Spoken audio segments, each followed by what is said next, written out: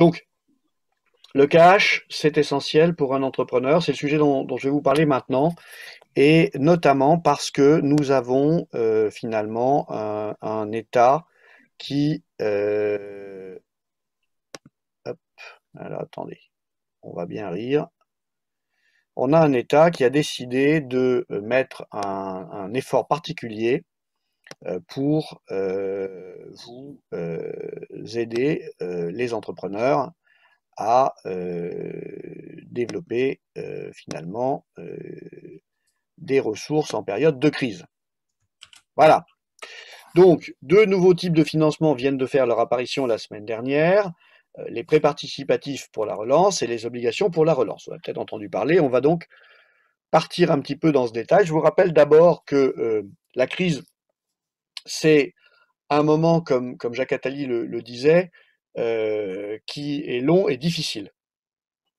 Et donc, étant long et difficile, il va falloir adapter les ressources financières de vos entreprises à cette situation. Donc d'abord, rappelons-nous que le PGE, qui a 1 an, a été un succès retentissant. Donc le PGE, avec sa garantie de l'État, c'est 137 milliards d'euros prêtés pour 657 000 entreprises.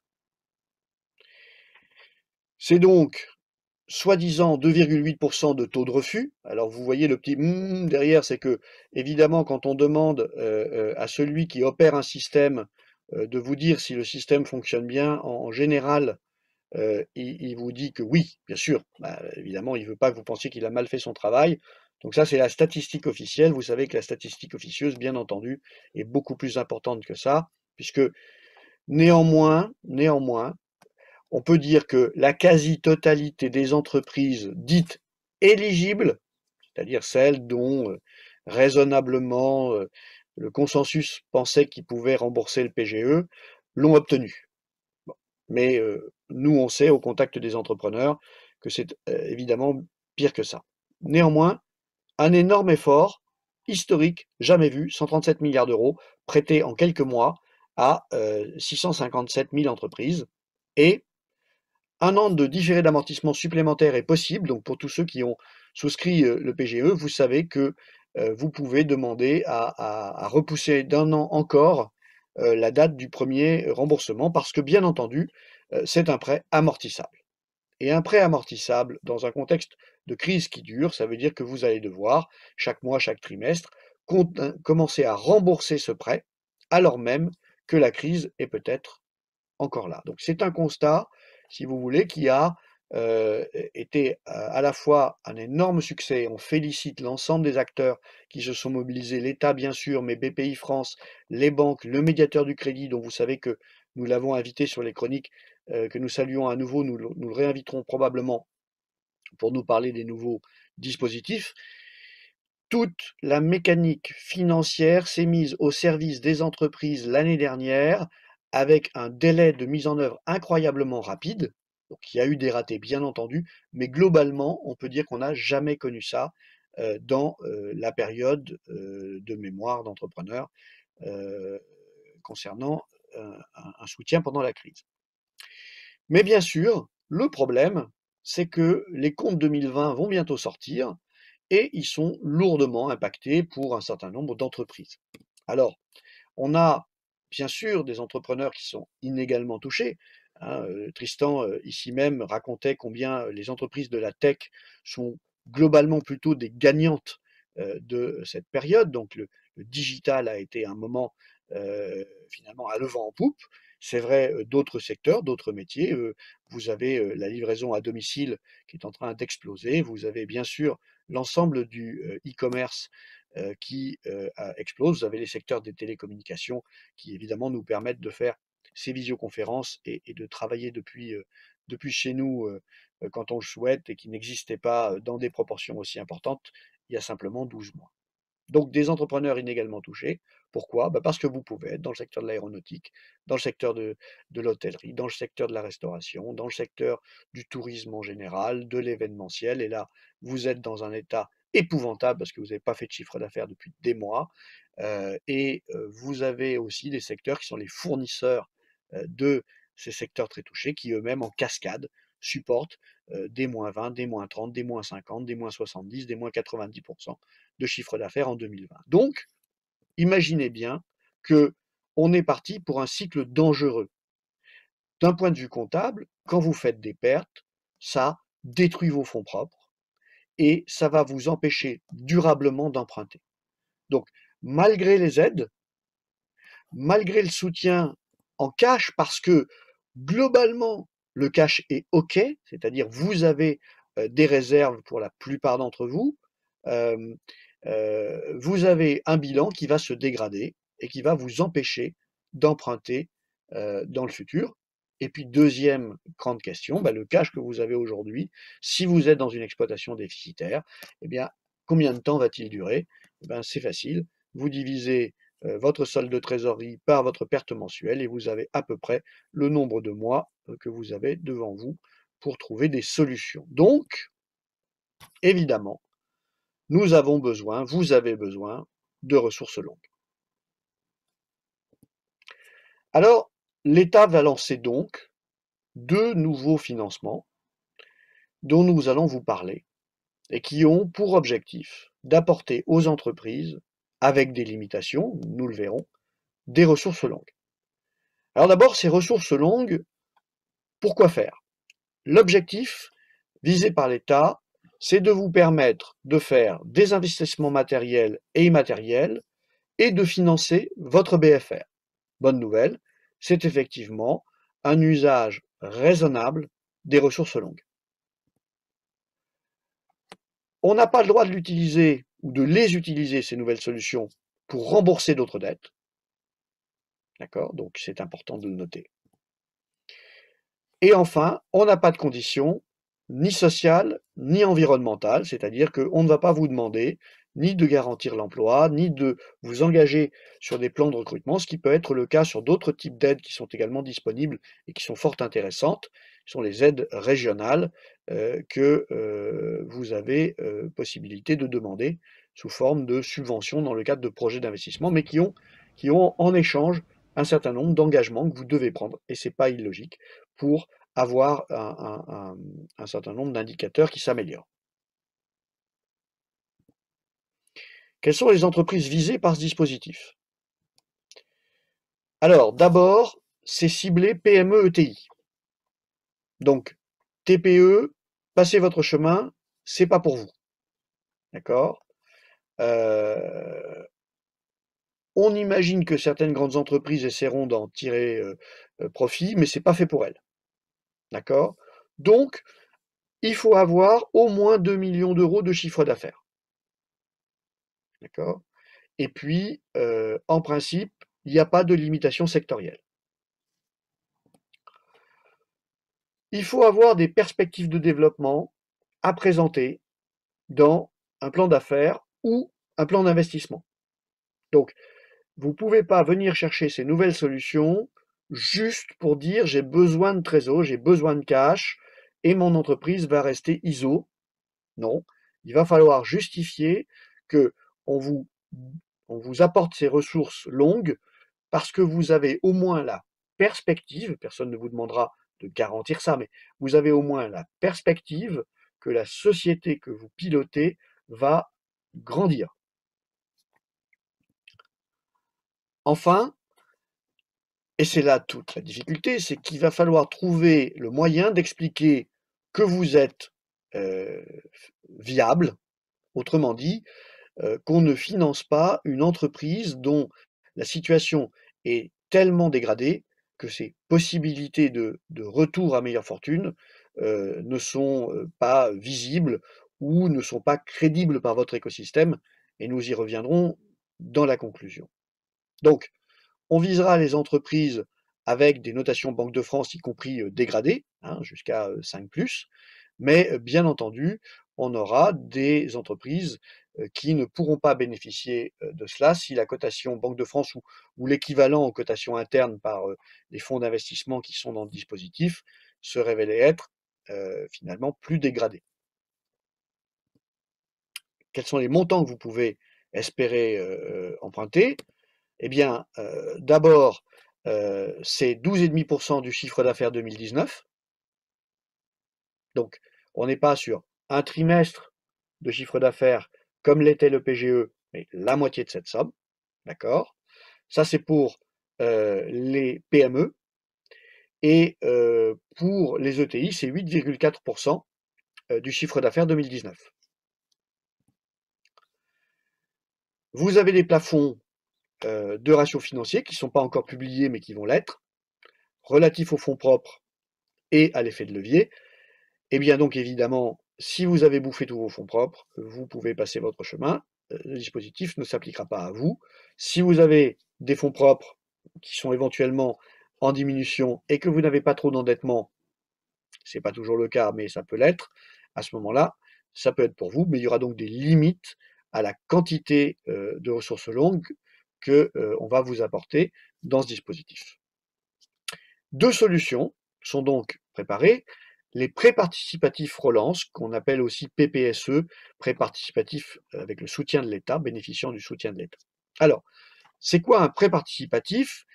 C'est d'abord un prêt qui est sur 8 ans, avec un différé d'amortissement de 4 ans. Donc vous ne remboursez pendant 4 ans que les intérêts, et puis les 4 dernières années, vous remboursez les intérêts et le capital. Dit différemment, vous avez une période pendant laquelle ce financement va être globalement resté dans votre trésorerie disponible. Ça vous permet de l'utiliser pour faire des investissements avant que le ROI, le retour sur investissement, soit visible. D'accord? Donc 4 années, finalement, où on ne paye que les intérêts. Donc selon la somme, ça peut être élevé quand même, on va le voir, mais c'est quand même extrêmement intéressant. Et puis vous remboursez le reste sur 4 ans. Deuxième caractéristique, les taux, donc entre 4 et 5% pour les PME, 5 à 6 pour les ETI. On est loin du PGE et de ces 0,25 pendant la période de différé et disons moins de 1% pendant sa période d'amortissement. On a commencé à recevoir les premières offres de prêts de taux pour les amortissements des PGE. D'ailleurs, si vous avez reçu les vôtres, ayez la gentillesse de nous les faire passer anonymisés, de façon à ce qu'on fasse une petite base de comparaison entre les différents établissements bancaires ou dans le même établissement bancaire, entre les différences qui seraient éventuellement proposées aux différents types de clients. Ça, c'est pour l'écosystème, pour cette information qui, vous le savez, circule entre nous. Donc je lance un petit appel au passage, je le rappellerai. Donc le taux pour le prêt participatif relance, entre 4 et 5% pour les PME, 5 à 6 pour les ETI. C'est assez élevé, d'accord? Mais ce prêt va bénéficier d'une garantie de 30% de l'État. Non pas 90% comme sur le PGE, mais 30%. Donc on va voir que c'est un dispositif très différent en matière de construction des tuyaux financiers. Deuxième solution, pardon, important, le montant du PGE que vous avez obtenu est déduit de votre capacité théorique d'emprunt. Imaginez que je puisse emprunter 500 000 euros au titre des calculs que je fais, donc de 12,5% du chiffre d'affaires 2019, mais que j'ai déjà emprunté 300 000 euros de PGE, eh bien, je ne peux prétendre qu'à 200 000 euros, c'est-à-dire l'écart entre les 500 et les 300, au terme du prêt participatif. Donc j'entends déjà vos appels pour demander s'il faut rembourser le PGE pour libérer de la capacité d'emprunt pour le prêt participatif. On peut réfléchir, c'est pas si net, un emprunt à 1% amortissable sur 5 ans versus un emprunt à 5 avec 4 ans de différé d'amortissement. Il y a une petite mécanique, il y a une des questions à se poser, mais je suis sûr que vous nous interpellerez sur le sujet. En attendant, la règle, c'est que donc la totalité de l'emprunt théorique que vous pouvez faire est diminué de ce que vous avez déjà eu en PGE. Deuxième solution, les obligations relance. Alors, elles sont commercialisées par des fonds d'investissement. Autant le prêt participatif sera distribué par les banques, qui les recèderont derrière vous à d'autres types d'acteurs, mais les obligations seront directement faites par les fonds d'investissement français.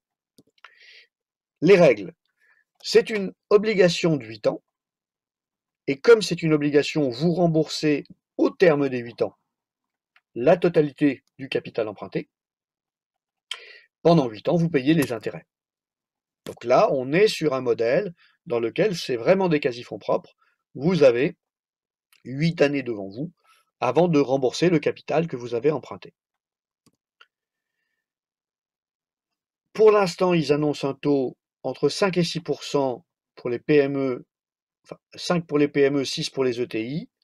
Notre expérience nous laisse à penser que y aura peut-être un taux plus élevé, parce que cela ne nous semble pas véritablement refléter le niveau de risque de cet instrument financier, sauf à être extrêmement sélectif et à n'accepter que de belles signatures.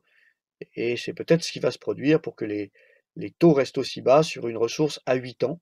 Hein. Alors, c'est pas neutre, hein, 5 à 6%, mais à 8 ans, sans garantie, on va voir que quand même, c'est un petit peu probablement assez bas dans le dispositif de ce qu'on comprend du monde financier d'aujourd'hui. Alors, je vous l'ai dit, c'est complexe. Et en même temps, il y a une ambition limitée. Alors ça, c'est le petit schéma, donc je vous laisse juste regarder à gauche, vous voyez toutes les petits carrés bleus, ben, c'est vous. Hein, voilà, c'est vous. Donc, il y a différents cas de figure. Le premier cas de figure, hein, c'est que, il est tout en haut, c'est que vous allez souscrire directement auprès d'un fonds les obligations. Le cas numéro 2, c'est que vous allez souscrire le prêt participatif auprès de votre banque, et le prêt participatif auprès de votre banque qui va le garder dans ses livres. Enfin, vous avez le cas où une banque vous a distribué un prêt participatif et l'a recédé à plusieurs fonds, et le cas où la banque l'a recédé à un seul fonds. L'État français arrive comme un garant et les investisseurs, autrement dit votre épargne de citoyen à travers essentiellement les compagnies d'assurance, votre épargne collective, notre épargne collective, bénéficiant donc d'une garantie de l'État, va aller dans des fonds qui rachèteront aux banques les créances qui sont nées de l'octroi de ces prêts ou bien qui auront directement émis les obligations. Un peu technique, pardonnez-moi, mais c'est pour vous expliquer que par rapport au PGE, il y a plus d'intervenants qui doivent se mettre d'accord que simplement le PGE, dans lequel vous aviez que deux acteurs, enfin trois avec vous-même, vous aviez votre banque et BPI France. Là, vous avez votre banque, la garantie de l'État, on ne sait pas encore si c'est BPI qui va la gérer, mais ce serait probable, et les fonds, d'accord, et les investisseurs. Donc vous avez une organisation plus complexe, et alors une ambition limitée, pourquoi? Puisque vous l'avez vu, on a distribué 137 milliards de PGE, là, on est sur une enveloppe de 20 milliards pour l'ensemble, c'est-à-dire et les prêts participatifs et les obligations. Autrement dit, vous le savez déjà, il n'y en aura pas pour tout le monde, hein, même si on pourra éventuellement passer à 40 milliards si jamais la demande est très forte, mais il n'y en aura pas pour tout le monde, d'accord? Et deux, ça ne sera pas pour toutes les entreprises, hein. Ça va viser à finalement flécher cette épargne, comme disent les décideurs publics, vers une certaine typologie d'entreprises, et c'est bien le souci. En conclusion, et avant de prendre vos questions sur le sujet, je vous rappelle que la Melson Way préconise de rechercher plutôt les ressources longues non dilutives. Autrement dit, ne pas ouvrir son capital, ne pas se diluer en levant de l'argent sous forme d'equity, sous forme d'émission d'actions. Donc là, on est typiquement dans quelque chose qui est compatible avec la Melson Way, puisque les deux solutions, que ce soit les prêts ou les obligations, sont des ressources longues non dilutives. Deuxièmement, la structure financière de votre entreprise en période de crise, c'est un point de vigilance important. Dit différemment, vous pouvez avoir une stratégie pour ressortir si vous êtes en période de crise vous-même, ou accélérer si vous faites partie des gens qui ont plutôt bénéficié des conditions 2020. Vous avez une stratégie, vous avez décliné cette stratégie en certain nombre d'actions commerciales, marketing, innovation, etc., recrutement, management, mais votre structure financière est-elle en adéquation avec votre stratégie? C'est très important de se poser cette question. Enfin, nous le rappelons à chaque intervention sur le financement, la qualité de relation avec vos banques est primordiale. Il n'existe que 5 groupes bancaires en France, contre plus de 200 banques à la sortie de la Seconde Guerre mondiale. On est passé donc de 200 acteurs ayant chacun leur capacité et leur vision de votre entreprise, potentiellement, à seulement 5. Et ces 5 qui se sont harmonisés dans leur pratique et leur analyse du risque et de la façon de fonctionner avec les entreprises, ces 5-là, eh bien finalement, vous ne pouvez pas vous permettre d'avoir une mauvaise image auprès de ces acteurs. Donc nous le redisons année après année et nous constatons que ce n'est pas toujours sur le sommet de vos préoccupations, mais vous devez rencontrer régulièrement vos banquiers et pas seulement quand vous avez besoin de quelque chose. Donc là, vos comptes vont bientôt sortir. Faites un document de présentation, bien sûr, de l'année écoulée et de vos projets. Allez au contact sans attendre qu'ils vous contactent. Allez parler à vos banquiers. Et quand je dis parler à vos banquiers, pas votre chargé d'affaires que vous connaissez depuis 1 an et qui sera plus là dans 2 ans, mais au directeur de l'agence, au patron du centre d'affaires, au plus haut niveau qui vous donnera rendez-vous à l'intérieur de votre partenaire stratégique.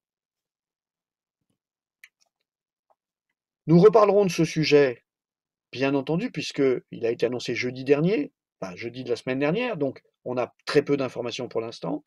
Nous essaierons de faire jouer l'écosystème à plein, donc si vous avez vous-même des informations, et au fur et à mesure, comme on l'a fait pour le PGE, que vous rencontrez des difficultés ou au contraire que vous trouvez les bons arguments pour faire obtenir ces financements à votre entreprise, remontez-nous l'information et on packagera ça dans une nouvelle chronique. Mais pour résumer, c'est probablement une opportunité, si vous êtes éligible à ce type de financement, que vous devez saisir. C'est un peu plus technique que de demander un PGE, mais avoir de la capacité financière pour investir du BFR en période de crise, ça peut faire la différence parce que nul ne sait à quel moment votre marché va redécoller. C'est peut-être dans 1 mois, c'est peut-être dans 1 trimestre, c'est peut-être dans 3 ans. Et donc, il faut envisager que vous avez besoin de ressources longues dans votre millefeuille de financement. Voilà, je m'interromps à cet endroit-là et je vous propose de répondre à vos questions. Merci Patrick, merci beaucoup. C'était très clair comme d'habitude et effectivement un sujet d'actualité. Nous avons une question de Mathieu qui demande si c'est possible, enfin si ce type de financement c'est uniquement pour des investissements immobilisables. Est-ce qu'on peut y mettre des investissements de développement qui sont en charge, type développement commercial, etc. Absolument. J'ai pas la réponse technique, mais on aura bientôt une FAQ qui viendra répondre à toutes les questions qu'on se pose, ou en tout cas aux premières séries de questions. Mais ça a l'air d'être éligible parce que il vise notamment le renforcement du BFR. Et le renforcement du BFR, c'est typiquement l'idée de dépenses qui vont être passées dans la trésorerie et donc plutôt en charge. Euh, je ne crois pas qu'on va se limiter aux dépenses immobilisables. Nous verrons, mais c'est une excellente question.